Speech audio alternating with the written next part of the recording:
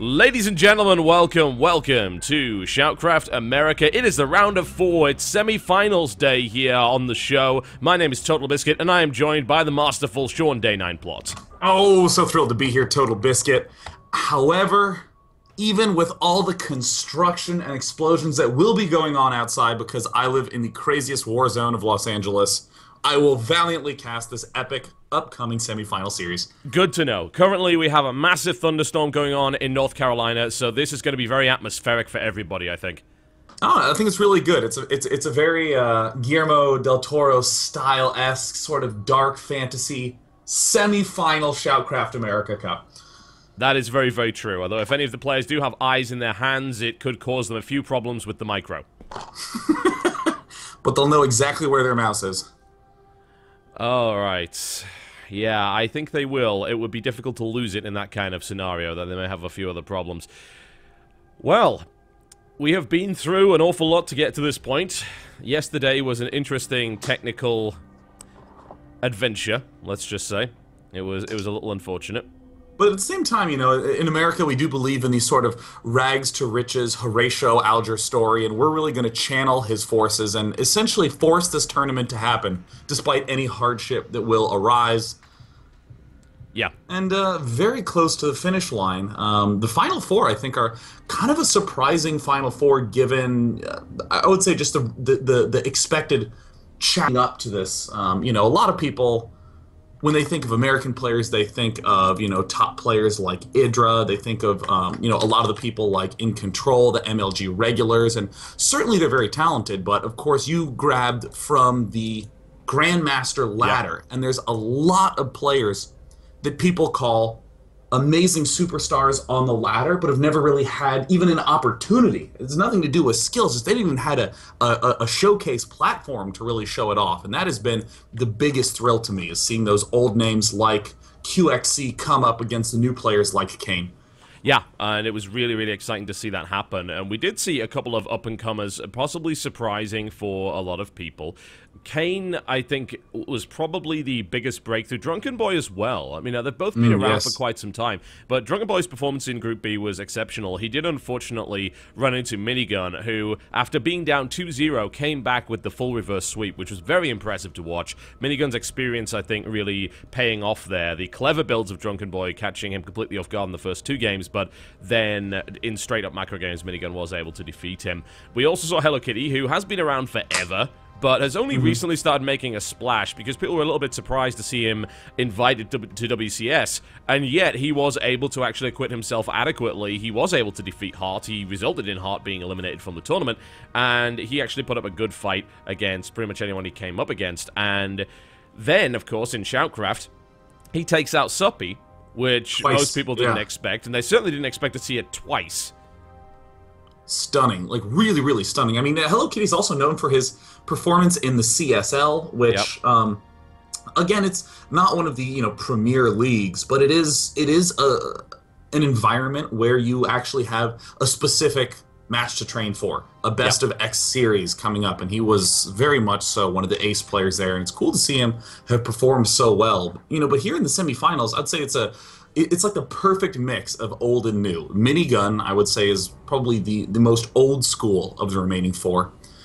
State, one of the sort of mid-generations. GosWser, quite new. And Kane, brand spanking new. One of the, like you said, one of the real breakthroughs of Shoutcraft America. Yeah, and he will be facing off against a guy who is also kind of a breakthrough, but he's been a breakthrough since kind of Wings of Liberty. The late era of Wings of Liberty was when he popped up, that of course being GosWser, and because he had the audacity to play Zerg when Zerg was pretty good, he was of course labeled immediately a patch Zerg. However, he was able to take out Korean after Korean and continued his success into Heart of the Swarm, which was very impressive to watch, and he was one of the only foreign players to really show the ability to take on a top Korean at MLG Dallas.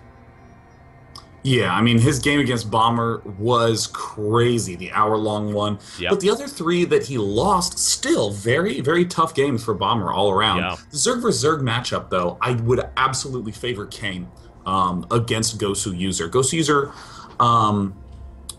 I would describe this matchup as Kane very predictably relies heavily on Ling Mutalisk, but has tremendous confidence in it.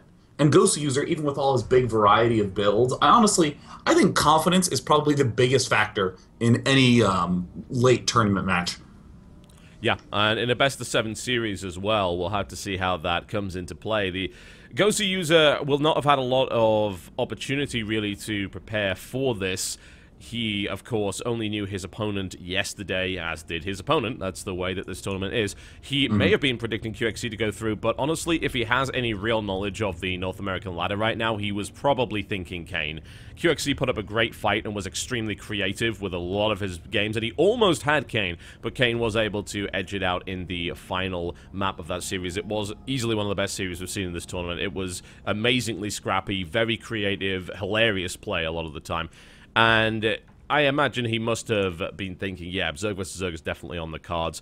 The other factor we should also bring into play, by the way, is that while Goswser is, of course, an American citizen, he is currently playing from his Millennium team house in France. Now, this is an American tournament, which means it's on the US server. So, you know, there are certain things that come into play here, and I am not entirely convinced that Goswser will be able to overcome that versus a player as good as Kane.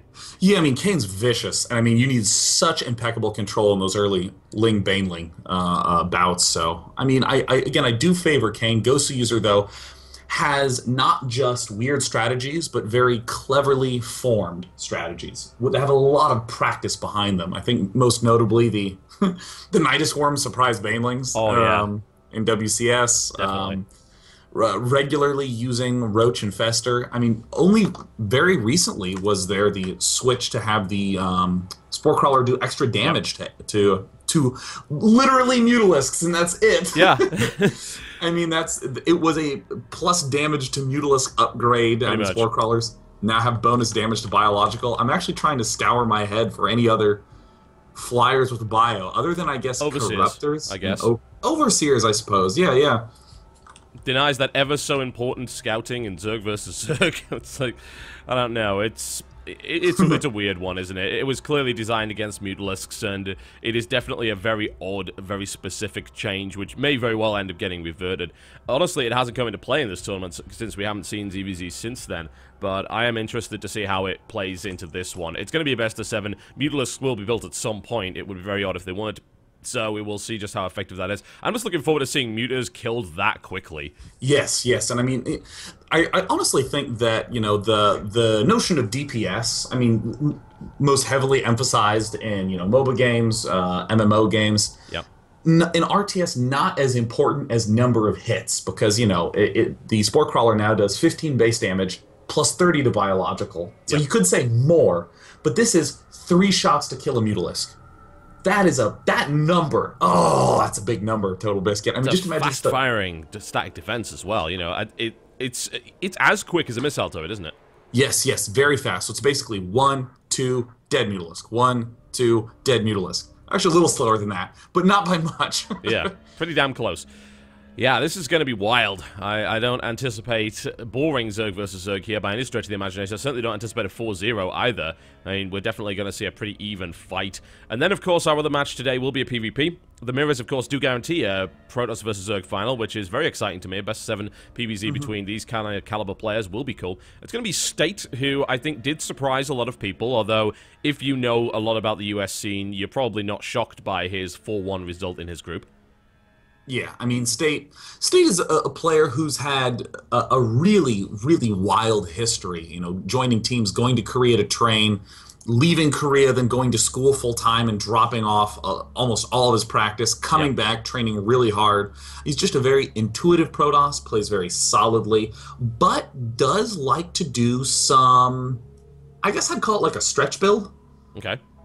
I mean, you know, because we like to put people into boxes, TotalBiscuit. We're commentators. Right. We like to present them in digestible Jolly Rancher fashion. We can just throw the analysis back, and it's pretty tasty. But we got to make a new one for State, right? There's normal play, there's super greedy play, there's super aggressive play, but it's almost like he plays normal but kind of like, it's a little risky. I mean, that feeling I've had in almost every game I've watched him play in the non-mirrors, and even occasionally in Protoss vs. Protoss, where I'll be like, I really should have another gateway. What's kind of an earlier forge? And I really think that that's where his edge comes from. Just going to his opponent and going, oh, I'm not going to get attacked for a little while, and sneaking in something big. Yeah, we saw that yesterday, in fact, against Hello Kitty, and really, like, not the player you would think you could pull that off against, but he actually was favoring this weird double forge timing in PvP. He built that, I think, at least 3 out of the 4 games he played, and that did give him an edge, because he got this 1-1 upgrade and then went in there, and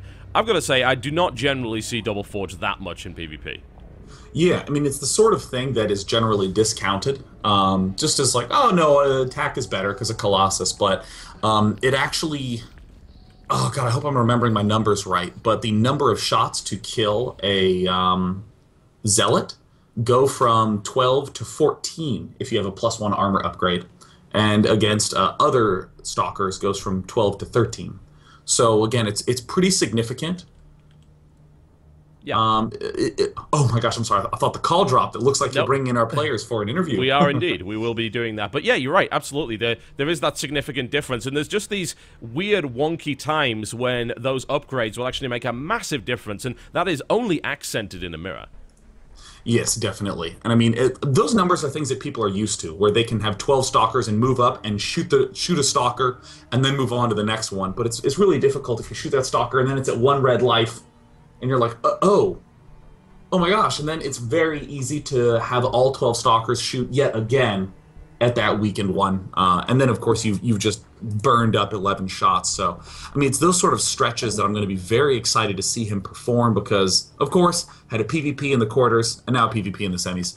Yeah, certainly. State does at least have a little bit of experience with that matchup. Didn't really get a chance to show a huge amount of it in his group because he faced the 2 Terrans, and that was a pretty damn good result for him, honestly. Taking QXC down was a surprise for a lot of people. He flattened Xenocide, there's no real question about that. But now we do have the Zerg vs. Zerg best of 7, and I am really intrigued to see how this ends up going, honestly. And we're just going to bring these guys into the call, and we'll hear what they have to say about each other, what they have to say about the matchup, and then we will find out who will be getting on a plane sooner rather than later to head over to New York for the Grand Finals, which will, of course, be in the MLG Studios, which is a nice, exciting place to host the final for an independent event. Absolutely. I'm just going to add him in here. It takes a little bit of time to get this all set up. In the meantime, I'd like, of course, to remind you that ShoutCraft.com is the place to go if you would like to show your appreciation for these players via the medium of throwing money at them. This is a safer way than throwing coins directly at the head, I tend to find, so I would strongly recommend that you have a look at that. PayPal is non-lethal, so any kind of cash that you have available just to tip these players would be absolutely appreciated. We've had some great examples of big support, big groundswell support for some of the lesser-known players in this tournament. We did have Drunken Boy pulling in $500 in tips, as well as Hello Kitty pulling in a similar amount, so I've been told. So that's pretty damn cool. All right, we have these guys ready to go and talk to you just a little bit about their matchups and, of course, their opponents. So, Kane, welcome to the show. Thanks, how's it going? It's going all right. Seems to be going pretty well for you as well. You've got to be happy about your match against QXC yesterday. Yeah, like I'm happy I won and everything, but I felt like I got pretty lucky in the last game. I'm not sure if I deserved that one, but regardless, I'm still happy. That series was really wild, honestly, and at Game 3 in particular on Whirlwind, that was just a game that made very little sense to me in my mind. What was going through your head when you were playing that? Because you were having to deal with about 20 things at once. Yeah, I didn't really know what I was doing. I kind of had tunnel vision that game, and I was just... my multitasking was really bad, and I was just kind of all over the place, so... probably not the best game that I've ever played, but it was still a fun game, and I think it was pretty fun to watch. It was hilarious to watch, and just very stressful to cast, let me put it that way. BO7, welcome back. Hey, what's up? Not too much. You are still surrounded by the French people, but I hear you're looking to escape as quickly as possible by getting into the Grand Finals, is that correct? Yes. Excellent. Good to know. All right, so you were the only player to 3-0 your quarterfinals matchup. How confident were you feeling going into that? Because Puck was looking like one of the favorites to actually take this whole thing. I thought it would be a lot harder than it actually was. In the games, it was very easy, and I felt 100% confident I would win every single game once I was in it. Well, that's exactly what happened. And now you have to go up against Kane in a Zerg versus Zerg. Now, this is a different matter entirely. It's a best of 7. Anything could happen. God, those French people are angry. Good lord. They obviously heard the stream. Anyway, so how are you feeling about Zerg versus Zerg right now? Good. It's actually kind of funny, because when I was preparing for WCS a couple weeks ago, I practiced with Kane. And in practice, he seemed incredibly predictable in his play. Ah. So even though we traded about maybe 50-50, maybe me winning 60%, I'm pretty sure that today I'm going to 4-0 him without much trouble. Oh, all right. Okay. Confidence. Kane, are you really that predictable? Yeah, and I still beat Goswser. So, I don't know, man. I mean, on ladder, I usually beat him and everything, and he's kind of a patch Zerg anyways, so his CVC isn't very good. What? From one Zerg to another, they use the same race. Oh, that's cool. Now, I'd like to ask both of you about the recent change, which may or may not affect this matchup in any way, shape, or form, and that's the change to the Spore Crawler. Goswser, what do you reckon to that change? Do you actually feel that's going to make a lot of difference? No, it's going to be Muta versus Muta every game, even with that. Okay. Kane, do you disagree with that? No, man, but I'll still win. Alright, okay, good to know. So there's a little bit of balance analysis for you, David Kim. Still going to be Muta versus Muta. Take notes. Now, Goswser, do you have any final words today for your opponent before you go into this match? Well, yesterday I watched Kane lose his entire main base and 48 units to 1 Thor. So I think that's a sign that he's incredibly nervous in these games. He hasn't been on big stages as much as me. And I think because of that, he's going to make a lot of misplays and just give me easy wins. Kane, how do you plan on making a name for yourself today? By destroying him. I mean, he spent the last few months in Europe, and he hasn't really improved very much at all. In fact, I think he's even gotten a little bit worse since he went to Europe. So I expect the games to be pretty easy. All right. Okay, guys, to your stations. Let's get ready to rock. We're going to start off today. We need to mute the angry Frenchman on Accolon Wastes here.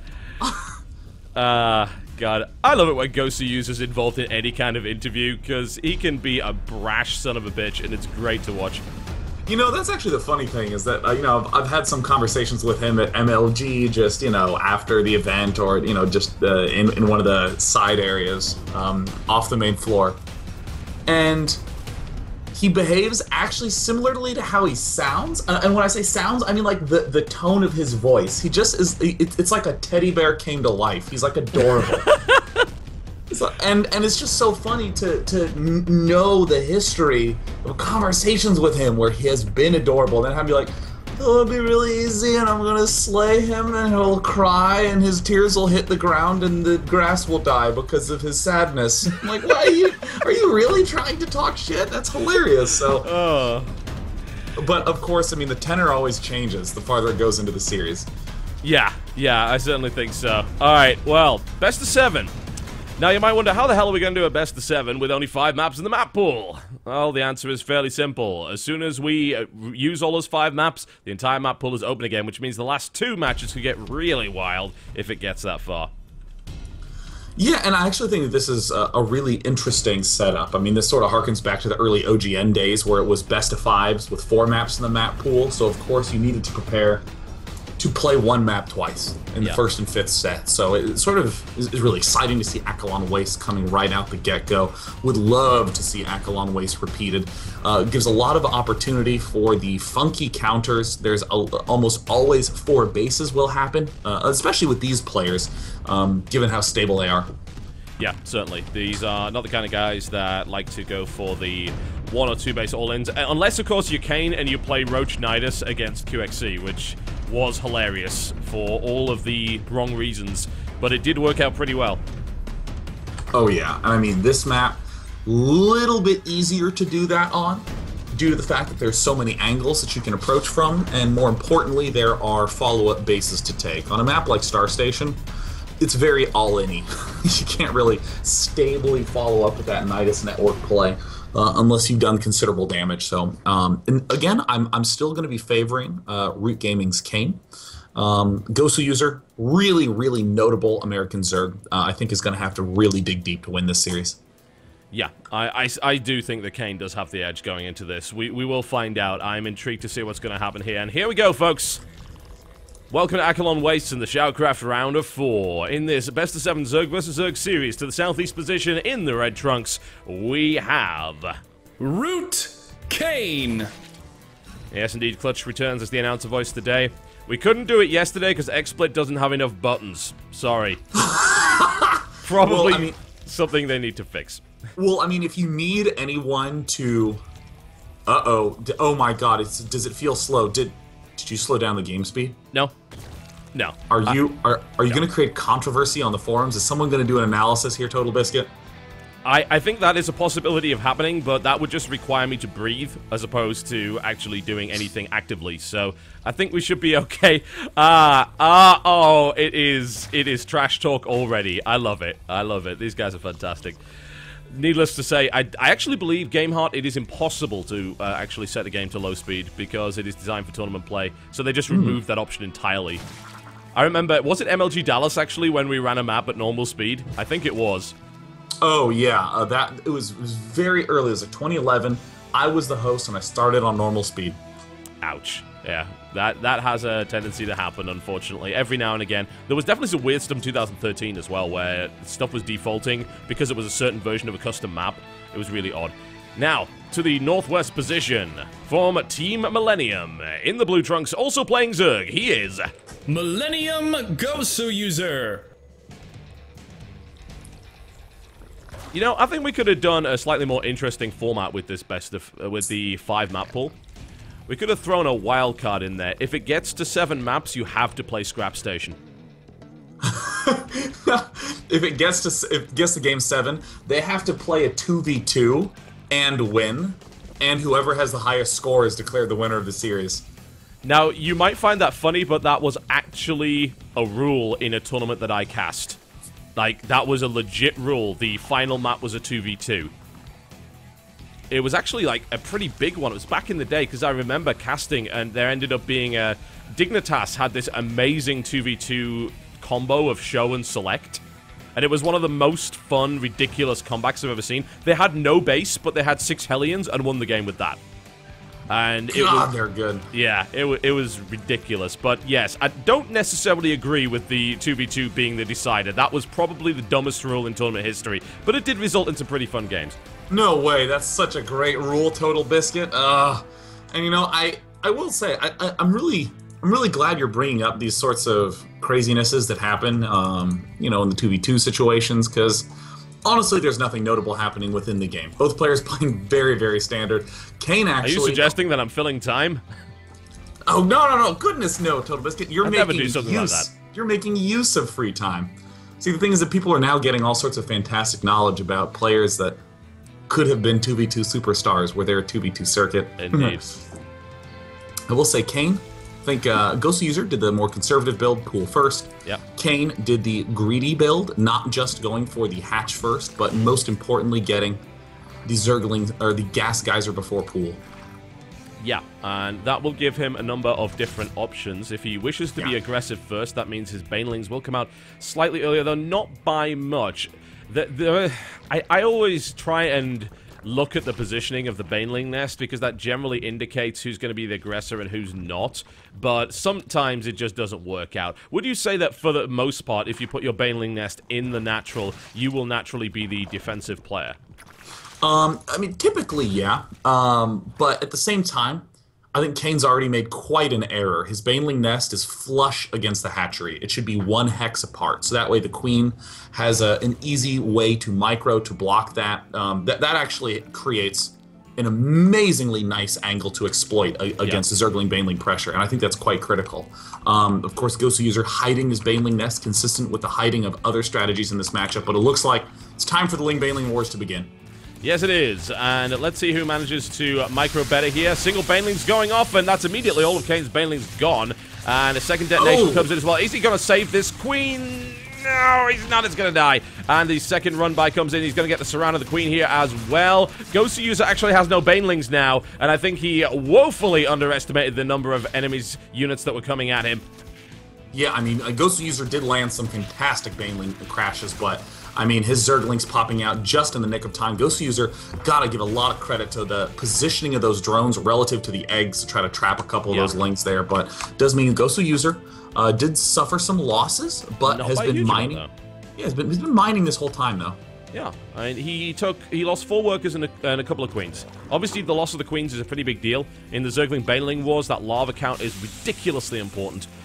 Ghostwser trying to make his way in here. Kane gets a good detonation off there, and I like how Ghostwser is trying to pick off a couple of Banelings here. He wasn't able to do that. Kane now in the defensive posture with his Spine Crawler up. So overall, the current position of the game is a slight lead to Kane. Yeah, I would definitely give Kane the credit in this situation. Although, ooh, Ghostwser! So thrilled to see this Evolution Chamber Roach Warren and Lair coming up. It's a common play. Oh, more Ling Baneling plays in the middle. A little bit of exchanges. But it's a common play if you're saying, yeesh, my opponent is way ahead in the layer. Oftentimes you get this just by saying, oh crap, I took a lot of damage. Yep.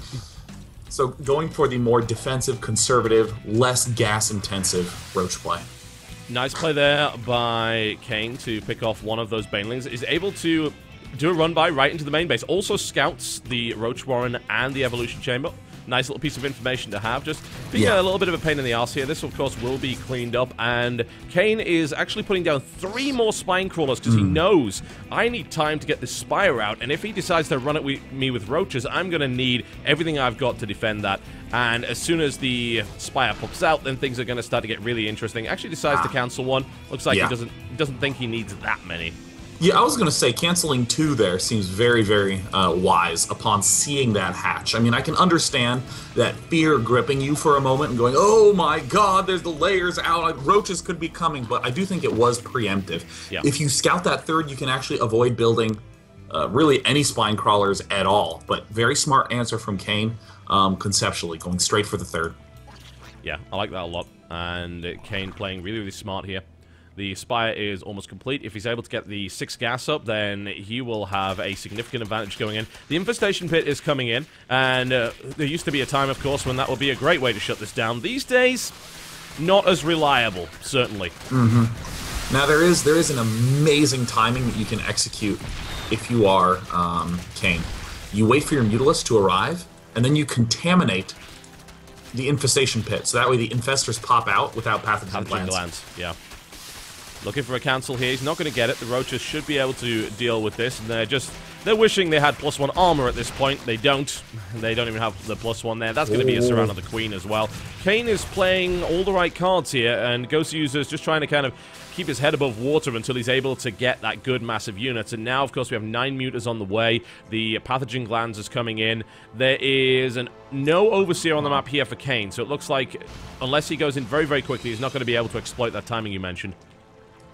Yeah, I mean, this is a rather unusual play from Kane. Let's talk a little bit about Ghostwser first. Ghostwser, oh no, my layer's behind. I'm just going to go for Roach and try to get these expansions up and try to keep them alive. Yep. Kane is going to be coming in here, doing a little bit of this harassment damage, but back home, Kane is starting to transition into Roaches. That's a very, very odd choice.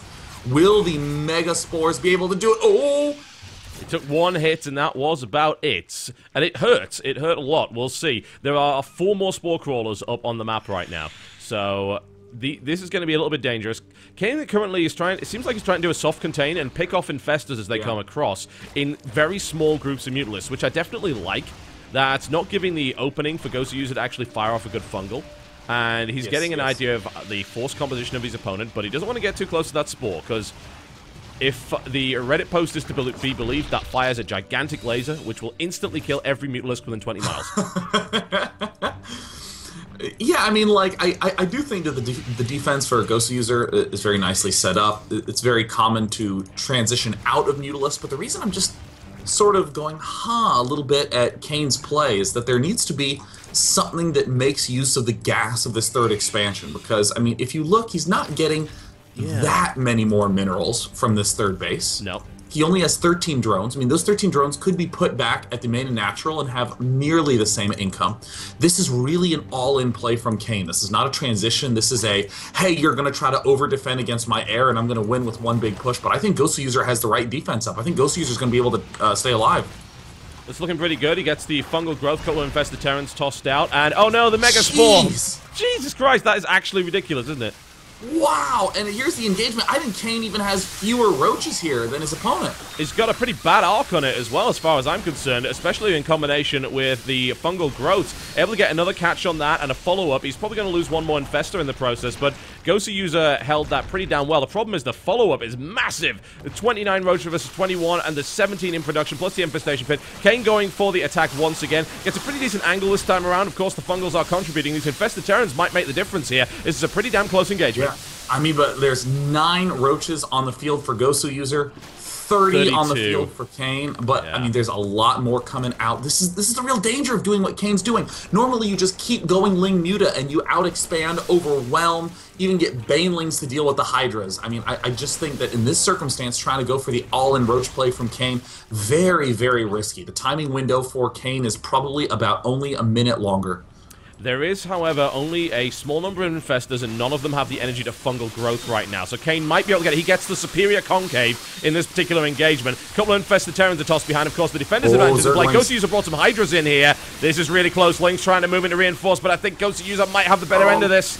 Gosh, GoSuUser with the just barely defense. I mean, those infestors are broke on energy, and GoSuUser defends it. The timing window is almost elapsed. Kane is going to be in a just devastating position if he can't get through here. I mean, this is all or nothing for Kane.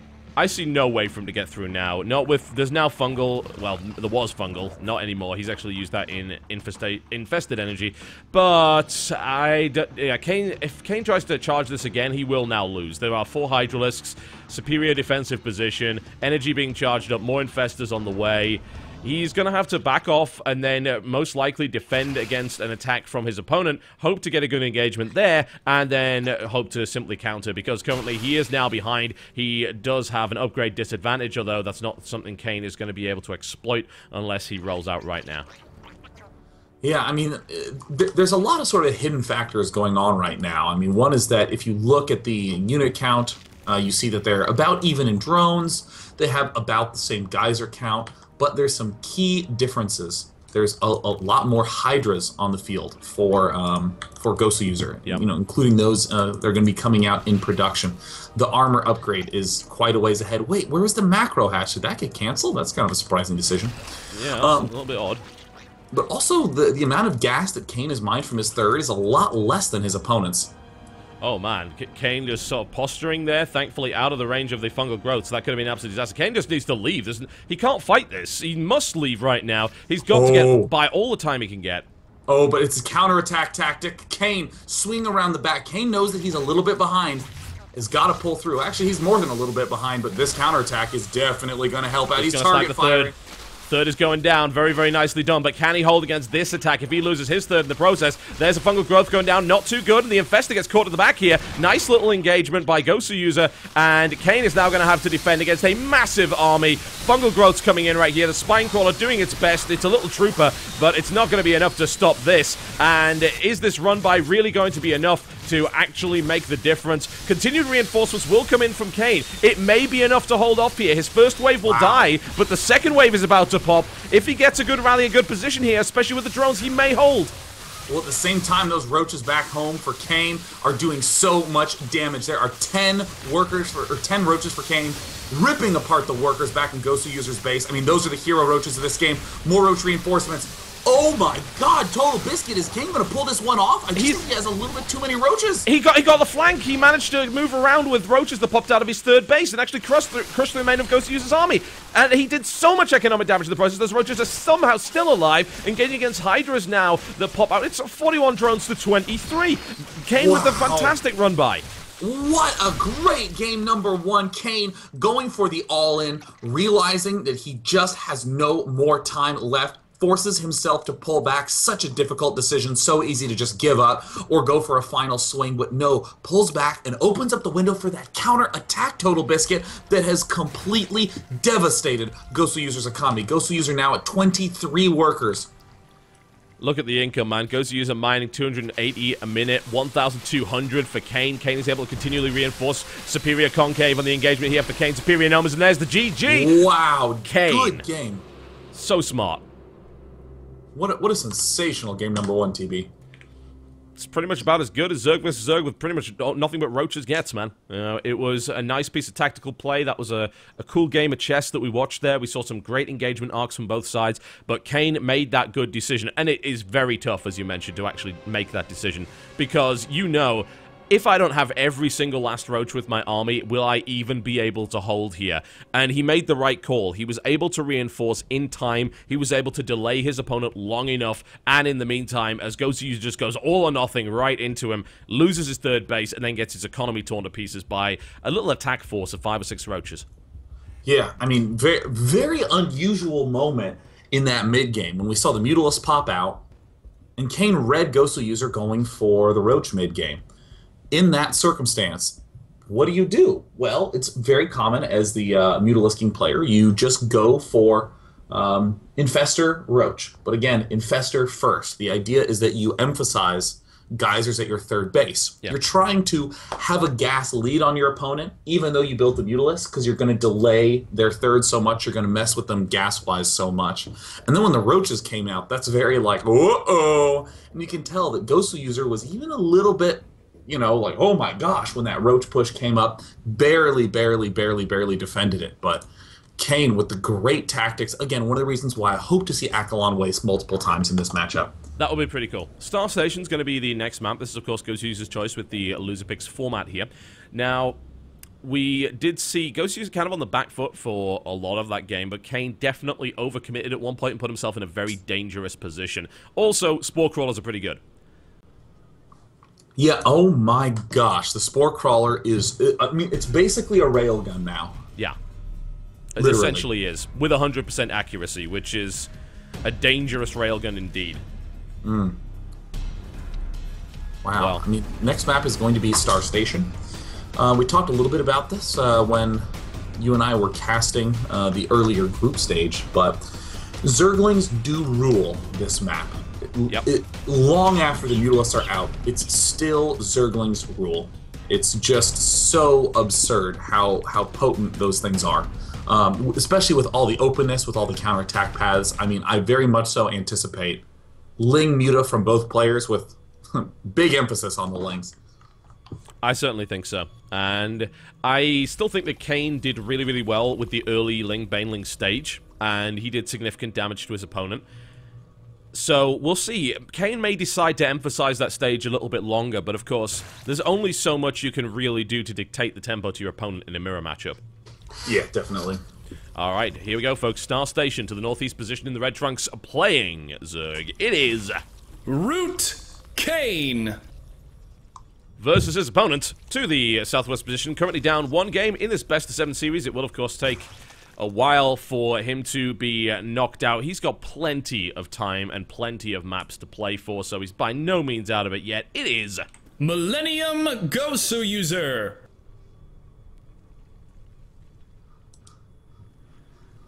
Now, one of the cool features that we have been exploiting about GameHeart is that observers can actually see ally chat, which means that you can send secret messages to the audience without actually talking to your opponent. And that looks like what Kane's doing right now, just typing a little bit of, hitting the EZ button right there. Chobo user. I think that... Sorry, go ahead. Oh, no, please, TotalBiscuit, you organize ShoutCraft America with Jenna. I permit you to speak first. This is what I like to call the awkward Skype etiquette, where there's a slight delay between the voice going to you and the voice coming back to me, which means that the number of times where you both sort of talk at once and then both stop, and then there's this awkward pause, and then you both say, "Oh, please, sorry, go ahead," at the same time, and then everything goes horribly wrong and we just leave in embarrassment. That's the kind of thing that happens on Skype. So friends don't let friends Skypecast. Dude, I think that anyone can relate to this moment if they've ever been, in middle school trying to get to class and they walk up to someone and then they make eye contact and they both try to go left and then they both try to go right and they both try to go left and then all of a sudden someone just stops moving and huddles up into a ball in fetal position. That's the only way you can actually get from A to B. So that's exactly what it's like doing that casting. Completely. And woo, look at this. Ghostwser actually going for very, very, very quick gas in the main. Delicious. We'll see what that turns into fairly shortly. Now, I have a little statistic for you if you would like to hear it. I'm ready. 100% of the time when players in this tournament have used ally chat to take the piss out of their opponent, they have lost the game. That is true. Really? Yep, really. It's mostly Suppy's fault for causing that statistic to happen, because he was one of the only players to use it. He was actually casting the game as he was playing as Hello Kitty. He called Dark Templar, was absolutely wrong, and then after saying that, typed, "I may have misread the situation," just before dying. It was an unfortunate but hilarious moment. Oh my gosh, that's sensational. I honestly think that, oh my god, I actually am fiddling with the Game Heart drawing menu, and I think I've just drawn a hockey puck in Kane's base. Do you see that? Oh, let me check. Oh, god damn it. I don't know how to undo it. Oh, God, I'm so embarrassed. press the X button and look at the hotkeys. You did actually draw a hockey puck in his base. Alright, I did it. I removed it. What was the hotkey to remove it? Shift Q. Shift Q? Okay, good to know. I might start drawing randomly if we get to a really terrible point in the game. We'll see. Kane is able to get a little run by there. A lot of lings coming out already. A huge amount for Ghostwser. He's gone up to like 24 here. The Baneling Nest is pretty late here for Kane as well. Ling speed is about to kick in. Ghostwser could hit a pretty nasty timing here. This is virtually exactly what we saw him do in the group stage. I mean, Ghostwser's going to be flooding with lings. Oh, he left for it. It is natural. Not good. Kane now flooding lings of his own. It's currently 24-2. With 14 coming out, Kane can get that Baneling Nest up in time. Ooh, Baneling Nest actually in the main, not at the natural expansion. So those Banelings from Kane need to pop out very, very quickly. Drones even getting into the fray. Nice angling from Kane. Yeah. Spine Crawler's out, doing some considerable damage, and actually Ghostwser gets smacked. Lovely transfuse right there. The Spine Crawler absolutely being the linchpin of that. The double Queen placement was great. Drone loss, 1. Unbelievable defense by Kane. Absolutely phenomenal.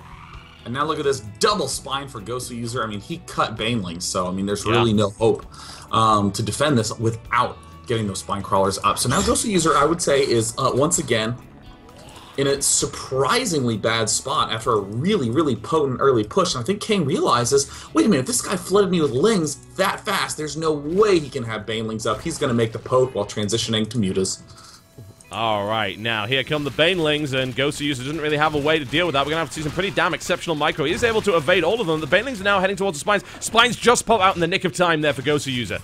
Oh, wow. Kane pulling back. There's two big choices you can make as Kane. You can chill here, slash head home to play defensively, or you can add a couple more Banelings and try to go in for the bust. I think just suiciding these units in is going to be very, very weak given the two spines there, but we see Roach Warren incoming from Ghostwser. He has to go Roach Warren because he has to defend against both Mass Ling and Mass Baneling with more drones being built, so you've got to get the Roaches. You can't rely on Ling Baneling there. It takes too much larva. Now, that was nicely held there by Ghostwser, gotta say. The lair is, however, almost complete here for Kane. So, let's see what he decides to do. He's picked up all 4 gas, so the Spire is pretty much the logical play here going forward. But we're in a similar kind of situation where the Roach Warren is coming out, but no Evolution Chamber here for Ghostwser this time around. Yeah, I mean, Ghostwser's really looking for some all-in opportunity. We see the Baneling Nest going down. Ghostwser is just going to commit to trying to win this game right here, right now. Or I should say, at the 10-minute mark, then. There's the Overseer flooding in, checks hash 1.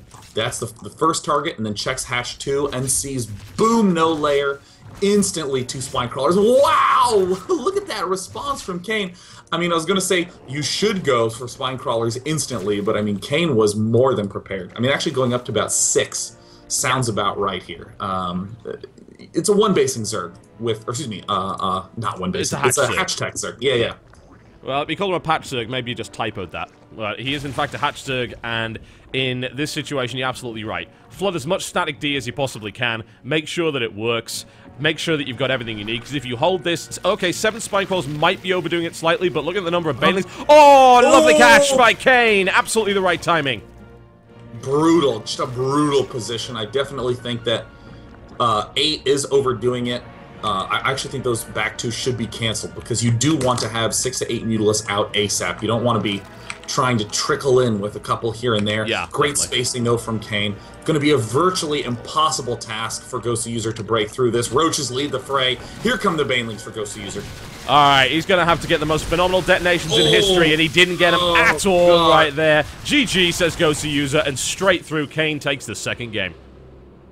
What a just clean game from Kane. Just, that is straight, simple, down and dirty punishment. Just, okay, you're doing this push. Here's my angling.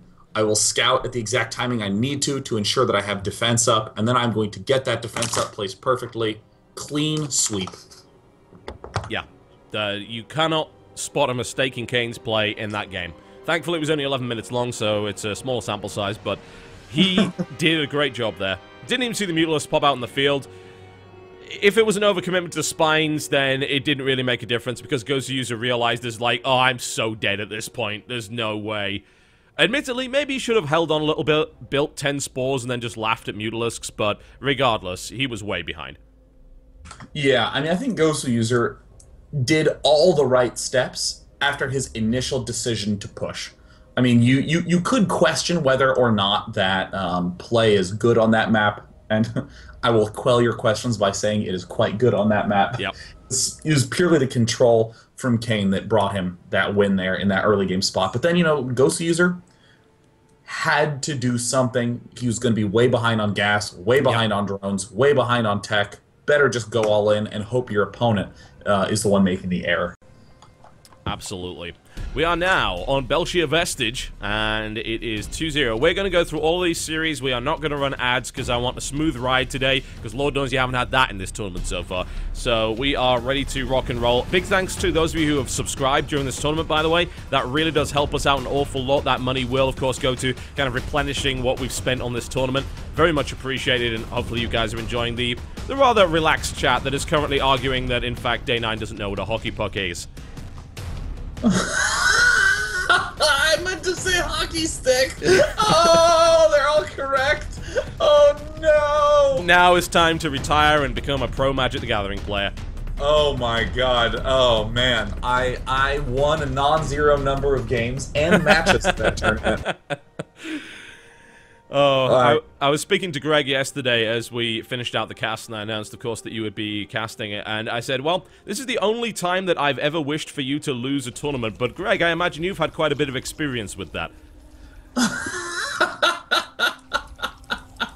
Oh, man. You know, that's, I will say, that is the, that is one of the relieving parts about, you know, playing in the Pro Tour. I mean, certainly it's a bonus spot handed out. You know, Magic the Gathering enthusiasts in the community. Yeah. And as you know, John, I'm enthusiastic. So playing in there was no pressure to win. You know, there was no demand like, oh man, if he loses, God, he really is not the best Magic player. I had no delusions about that. Yeah. But at the same time, you know, when I was packing, you know, on Thursday night for the Friday tournament, I just put in, you know, I put in 3 pairs of boxers just in case. You know, got to Sunday, you know, I got an extra sweater in case I spilled something on Saturday and needed to have a nice one for the top 8 on Sunday. You know, it's just, it's not that I knew I was going to get there. It's not that I had confidence. You know, it was just a backup plan that went totally disastrously, and I'm thrilled to be here casting with you, John. Oh, yes, it would... you know, you know what the problem with you playing Magic the Gathering is? It's very much tempting me to pick it up again, and if that actually happens, then, oh god. Dude, I'll play with you, Commander, anytime. Hey, go ahead and introduce them players. You'll have to show me how to play online, because apparently the UI and that bloody thing is terrible. Sporting to the northwest position in the red trunks, from Team Root, currently up 2 games in this best of 7 series. His name is ROOTKane. Versus his opponent to the southeast position, who's going to need to bust out something a little bit better than that, because his opponent currently looks unstoppable. He is Millenium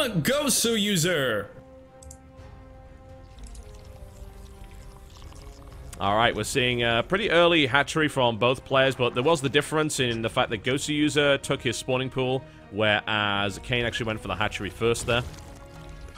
Yeah, I mean, pretty expected given the histories of these players. Goswser pretty much always goes straight for the pool right off the bat. Kane pretty much always goes straight for the hatch right off the bat. And also, I just wanted to give a sincerest apology to those of you who follow me on Twitter because, you know, John, you have the stream delay that I forgot about. So I tweeted the result of game number 2. My bad. I'm sorry. You are. It's okay. You are a time traveler. We all accept that. That's just a gift and a curse that you're just going to have to live with, and we will have to endure with you. Well, in positive news though, my brother just messaged me and he says hi to everyone, and he's just turned on the stream and he's playing Super Meat Boy and watching from Korea. Oh man, I have to wonder how many of those brand new Thermaltake Esports designed mouse he manages to break during the course of that Meat Boy session. Though that said, if you're playing Meat Boy with the mouse, then you're in for a really bad time, I've got to say. But I don't, you know, I never understood Super Meat Boy in the sense that I don't know why anyone would willingly play it. Like, you play it as part of a challenge that your friend sets you, not because you actually enjoy it. Oh no, that is such a lie. Super Meat Boy is a triumph of game design. I think it is so, oh, I feel so good, you know? It's like, I feel like I'm wielding a samurai sword every time I'm, like, wall jumping. Yeah, I've got to say, it is some of the tightest platforming gaming I've actually ever seen, but it is also the most frustrating bloody thing. There is a video of me basically playing the Determinator, refusing to give in on the first boss, and finally screaming at the top of my lungs when I managed it, and I never played it again. Oh, John with the rage quit. Yep, pretty much. I'm known as a rage quitter from time to time. I just hide it pretty well. Alright, here we go. So, now that we have filled time and talked about meat, which is my favorite topic, we can talk about Kane, who is my second favorite topic, and he is now morphing Banelings directly under the Overlord. An audacious move. His opponent, of course, is going to have to get into defensive position. There are so many Lings on the field already. Let's see if Goswser can pull a similar defense. He doesn't have a complete wall-off on that yet. That was not a good detonation for Goswser there whatsoever. He's sending the second Lings through to actually try and take that Baneling out. There's a lot of Banelings here. He's going to be really careful with his engagement right now. Oh, it's going right towards it. The Spine Crawler is getting a really odd arc on it. There's detonation. Can he get a second detonation and do significant damage? This could be game right here. This is so damaging here. Oh my god, Kane's early control is just stunning, and what a connection on that final Baneling, ripping down that new line of links from Goswser. He doesn't have the queens there, he doesn't have the extra injects that can be coming. Zerglings straight up in the main base, and look at this prudent play from Kane. Getting his quadruple gas up, getting his layer up, continuing to keep Goswser under pressure. And Goswser, the one battle he's losing right now is in tech. Drone count is even, gas count going to Kane, layer timing going to Kane. Yep, we had 10 workers killed, but Goswser got pretty greedy in the first place in terms of his drone count, so that did actually set him up fairly well. You know, if I'm totally honest, I prefer the higher drone count and the really small army with the Banelings rather than the kind of medium-sized army that just gets trashed anyway, even though it was really trying its hardest. And in that respect, it does allow Goswser to at least stay on a reasonably even keel. But as you said, that layer is going to be a big deal. Kane gets another run by as well. Of course, the Queens can't wall off. They're trying desperately to inject here. That's going to be another run by right into that mineral line, doing significant more damage. Goswser with great surround as always, and good use of the Queen. Great positioning of the Queen as well. No good surround there for the Zerglings, but that's another 6 workers killed. And in this kind of situation, that is not going to be helpful to Goswser whatsoever. Yeah, I mean, Goswser is losing now. Yes, he Not is. just the drones in the main, but like pretty much in every regard. The Spire is behind, the gas count is behind, the drone count is behind. Kane is just so good in these early engagements. And you saw Goswser put up a really pretty solid defense. It wasn't sensational, but it was a solid defense. Yeah. But the problem is that Kane is the one who is going to really to the sensational play. Getting those attacks to deal maximum damage every time. Getting this third down very swiftly every time. And look at that, getting that one... one Baneling, yeah. Yeah, one Baneling per link connection. So good. Kane's just ridiculous at this matchup. It's terrifying. He's making all the right moves, and it's not just about his decision-making. I know plenty of players that can make good decisions and then completely screw up the actual execution of it. Kane manages to pull off both impeccably. Yes, definitely. I mean, he's going to be having Mutalisk out in no time. And look at this Overlord from Kane on the left. Spots the third going down late. This is the signal to go into straight defensive mode. Well, let's see what he's able to do there. He's adding on +1 Carapace, which is great against Queens, absolutely useless against the new Spore Crawler. Yes. Oh, I was really worried you were going to say absolutely useless against Mutalisk. I was going to be like, oh my god, John, no. No, I am bad when it comes to StarCraft analysis. I'm not that terrible, don't worry. I know it is incredibly important in the Muta versus Muta battle. I was about to tweet, John is about to lie. And then the stream delay would have just caught up perfectly. It's just one of those times where the more analytical co-caster just can't resist throwing his play-by-play guy to the wolves. Dude, and I don't blame you one little bit. It's so. I think that is the most important thing to not do. I mean, if you said that, though, I would be hard-pressed. I would just be like, oh, God almighty, John, we have technical difficulties. It's like, why are you even involved in StarCraft? Why is that? You should switch to League of Legends, but... yeah. It is very important in this Muta versus Muta battle, of course. I'm interested to see if Spore Crawlers do play a part. There is a Carapace upgrade coming down here. There's going to be, of course, this time, especially if there are no Spores, where Goswser's Mutalisks will be significantly weaker as a result of that Carapace upgrade. Well, this is what is nice about the Spore Crawlers. A lot of people were discussing them in the forums and the community about the Muta versus Roach Infestor matchup. Yeah. But in Muta versus Muta, it's very significant because in ordinary play, Kane would have just won, period. Yeah. However, Goswser can throw down some Spore Crawlers and delay. He can spend time to get up things like Infestors. He can spend time to get up additional Corruptors. Corruptor's very, very dicey choice given how slow they are, but Kane's doing a good job clearing everything out, and Goswser still can purchase more time with those Spore Crawlers, which is so key. Yeah. The nice thing I think that I would like to see, and obviously we haven't seen this change really kick in enough yet, is if it does get to the Infestor stage, the notion of picking a fight in such a way that a Fungal could keep Mutas inside Spore Crawler range would be huge. I mean, the amount of Mutalisks you could kill with Spore Crawlers moved into the front line. You know, we should point out the change that was made a long time ago to Spore Crawlers that actually reduced the burrow time, which means that actually using them in a fight is more feasible than it would have been otherwise. Yeah, I mean, everything that you said about, like, the strength of the Spore Crawler in synergy with any number of things is going to be the linchpin for Goswser to stay alive. He has not built more than one Spore Crawler, though, which is a little concerning. He's essentially claiming, I think my Ling Muta counterattacks are better. He has +1 Carapace, as does his opponent. Mutalisk count is 25 to 27. It's really, once again, about the Ling play, but Kane's so smart, taking a 4th base in the midst of this. Able to pull that off quite nicely. Now, Goswser does know about it. He scouted pretty much almost immediately. Goswser, on the other hand, will, of course, try to defend his own 4th position if he decides to go to that. And this is going to end up being a really interesting engagement one way or the other. Here they come. The Ling's battling underneath it to take a few bounce pieces of damage here. And currently, we are looking at 19, 18, 15, 22, and Kane is clearly winning this battle. Devastation. I mean, the +1 is almost done. Kane just had a few extra Mutalisks in that fight. But, you know, it's like the inverted pendulum. You know, a small loss begets a medium loss, begets a bigger loss. And now it's going to be, once again, all down to the Spore Crawlers. And Goswser, the sort of hidden loss there was that he had so much gas in the bank that he was not spending.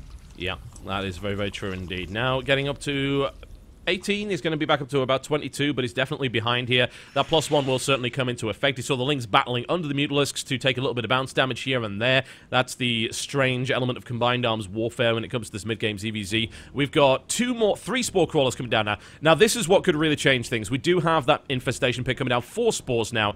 If he is able to take a good engagement with Spore Crawlers nearby, and actually hold up, because he's now building another, like, 12 drones, which is crazy at this stage, because Kane's coming in to attack, then he will be in a good spot. 1 Spore is already up, and it is nuking its way through there. Wow! It killed the Mutalisk, but at the end of the day, will that be enough? Maybe, just maybe it will be, but that +1 is really going to make the difference here. 14 versus 24 here, 25 Mutas, 10 Mutas on the field right now. Goswser with the smaller count, and there's the GG. Will Kane take a 4-0 sweep? He is showing dominance.